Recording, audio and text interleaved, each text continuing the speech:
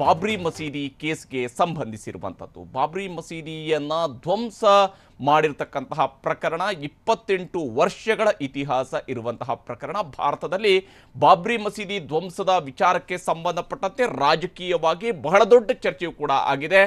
ರಾಜಕೀಯವಾಗಿ ಅದರ ಫಲವನ್ನ ಕೆಲವರು ಪಡ್ಕೊಂಡಿದ್ದಾರೆ, ಅದರ ಫಲವನ್ನ ಇನ್ನೂ ಹಲವರು ಕೂಡ ಉಂಡಿದ್ದಾರೆ. ಇದೆಲ್ಲವೂ ಕೂಡ ಒಂದು ಭಾಗ. ಆದರೆ ಧ್ವಂಸ ಆಗಿತ್ತೋ ಇಲ್ವೋ ಅನ್ನುವಂತಹ ವಿಚಾರಕ್ಕೆ ಬಂದಾಗ ಧ್ವಂಸ ಆಗಿದೆ ಅನ್ನೋದನ್ನು ಕೋರ್ಟ್ ಕೂಡ ಹೇಳ್ತಾ ಇದೆ. ಆದರೆ ಧ್ವಂಸ ಮಾಡದಂತಹವರ ಮಾಡೋದಕ್ಕೆ ಪ್ರಚೋದನೆ ನೀಡಿದ್ದಾರೆ ಅನ್ನುವಂತಹ ಆರೋಪವನ್ನು ಎದುರಿಸ್ತಾ ಇದ್ರು.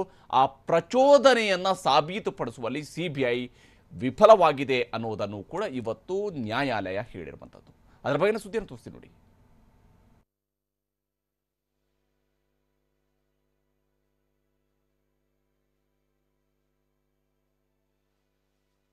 ಬಾಬ್ರಿ ಮಸೀದಿ ಧ್ವಂಸ ಕೇಸ್ ಆರೋಪಿಗಳು ಖುಲಾಸೆ.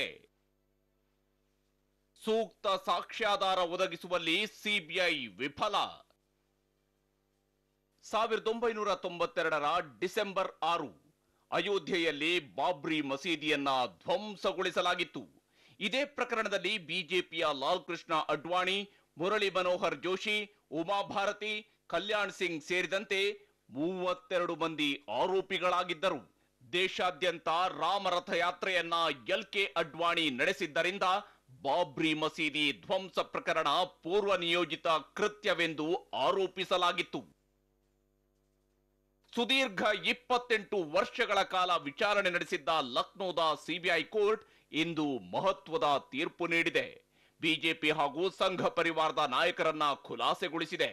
ಬಿಜೆಪಿ ನಾಯಕರ ಪಾಲಿಗೆ ಸಂತಸದ ಸುದ್ದಿಯಾಗಿದ್ದರೆ ಮುಸ್ಲಿಂ ಸಮುದಾಯಕ್ಕೆ ಈ ತೀರ್ಪು ಶಾಕ್ ನೀಡಿದೆ. ಕೋರ್ಟ್ ತೀರ್ಪಿನಲ್ಲಿ ಸಾಕಷ್ಟು ಅಚ್ಚರಿಯ ಅಂಶಗಳು ಇವೆ. CBI ತನಿಖೆ ಹಾಗೂ ವಿಚಾರಣೆ ವೇಳೆ ಮಾಡಿದ ಎಡವಟ್ಟುಗಳು ಇವೆ. ದೇಶದ ಅತ್ಯುನ್ನತ ತನಿಖಾ ಏಜೆನ್ಸಿಯಾದ CBI ಈ ಪ್ರಕರಣದಲ್ಲಿ ಆರೋಪಿಗಳ ವಿರುದ್ಧದ ಆರೋಪವನ್ನ ಸಾಕ್ಷ್ಯಾಧಾರ ಸಮೇತ ಕೋರ್ಟ್ನಲ್ಲಿ ಸಾಬೀತುಪಡಿಸುವಲ್ಲಿ ವಿಫಲವಾಗಿದೆ. ಆರೋಪಿಗಳು ಮಸೀದಿ ಧ್ವಂಸಕ್ಕೆ ಒಳಸಂಚು ನಡೆಸಿರುವುದಕ್ಕೆ ಪ್ರಬಲ ಸಾಕ್ಷ್ಯಗಳಿಲ್ಲ ಎಂದು CBIನ ವಿಶೇಷ ನ್ಯಾಯಾಲಯ ತೀರ್ಪಿನಲ್ಲಿ ಹೇಳಿದೆ. ಅಲ್ಲದೆ ಮಸೀದಿ ಧ್ವಂಸ ಪೂರ್ವ ನಿಯೋಜಿತ ಕೃತ್ಯ ಅಲ್ಲವೆಂದು ತೀರ್ಪು ನೀಡಿದೆ. ಮಸೀದಿಯನ್ನ ಅಚಾನಕ್ ಘಟನೆಯಿಂದ ಸಮಾಜಘಾತಕ ಶಕ್ತಿಗಳು ಧ್ವಂಸಗೊಳಿಸಿವೆ ಎಂದು ತೀರ್ಪಿನಲ್ಲಿ ಉಲ್ಲೇಖಿಸಲಾಗಿದೆ. ಸಮಾಜಘಾತಕ ಕೃತ್ಯ ಎಸಗಿದವರನ್ನ ತಡೆಯಲು ಆರೋಪಿ ನಾಯಕರು ಯತ್ನಿಸಿದ್ದರು ಎಂದು ನ್ಯಾಯಾಲಯ ತಿಳಿಸಿದೆ. CBI ಸಲ್ಲಿಸಿರುವ ಆಡಿಯೋ ವಿಡಿಯೋ ಸಾಕ್ಷ್ಯಗಳು ಒಳಸಂಚು ಆರೋಪ ಸಾಬೀತಿಗೆ ವಿಫಲವಾಗಿವೆ ಎಂದು ಕೋರ್ಟ್ ಹೇಳಿದೆ. ಆರೋಪಿಗಳು ಪ್ರಚೋದನಕಾರಿ ಹೇಳಿಕೆ ನೀಡಿರುವುದಕ್ಕೆ ಸಾಕ್ಷ್ಯ ಇಲ್ಲ ಎಂದು ತೀರ್ಪಿನಲ್ಲಿ ಹೇಳಲಾಗಿದೆ. ಹಾಗೆಯೇ CBI ಸಲ್ಲಿಸಿರುವ ನಾಯಕರ ಭಾಷಣದ ಆಡಿಯೋ ಸಾಕ್ಷ್ಯ ಸ್ಪಷ್ಟವಾಗಿಲ್ಲ ಎಂದು ನ್ಯಾಯಾಧೀಶರು ತೀರ್ಪು ನೀಡಿದ್ದಾರೆ. ಇಂದಿನ ತೀರ್ಪನ್ನ ಮನೆಯಲ್ಲೇ ಕುಳಿತು LK ಅಡ್ವಾಣಿ ತದೇಕ ಚಿತ್ತದಿಂದ ಆಲಿಸಿದ್ದಾರೆ.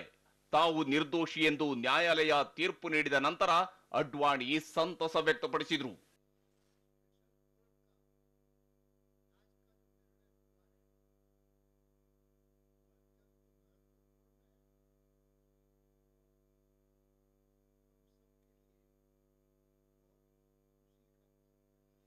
CBI ನ್ಯಾಯಾಲಯ ನೀಡಿರುವ ತೀರ್ಪಿನಿಂದಾಗಿ ಇದುವರೆಗೆ ಬಾಬ್ರಿ ಮಸೀದಿ ಧ್ವಂಸದ ಆರೋಪ ಎದುರಿಸುತ್ತಿದ್ದ ಬಿಜೆಪಿಗೆ ಕ್ಲೀನ್ ಚಿಟ್ ಸಿಕ್ಕಿದೆ. ಮಸೀದಿ ಕಡವಿದ್ದು ಸಮಾಜಘಾತಕ ಶಕ್ತಿಗಳು ಎಂದು ತೀರ್ಪಿನಲ್ಲಿ ಉಲ್ಲೇಖಿಸಿರುವುದರಿಂದ ನಮ್ಮ ಆಡಳಿತ ವ್ಯವಸ್ಥೆ ಯಾವ ಸ್ವರೂಪದಲ್ಲಿ ಅಂದು ಕೆಲಸ ಮಾಡಿತ್ತು ಎನ್ನುವುದು ಪ್ರಶ್ನಾರ್ಹ. Chandramohan, national bureau, TV9.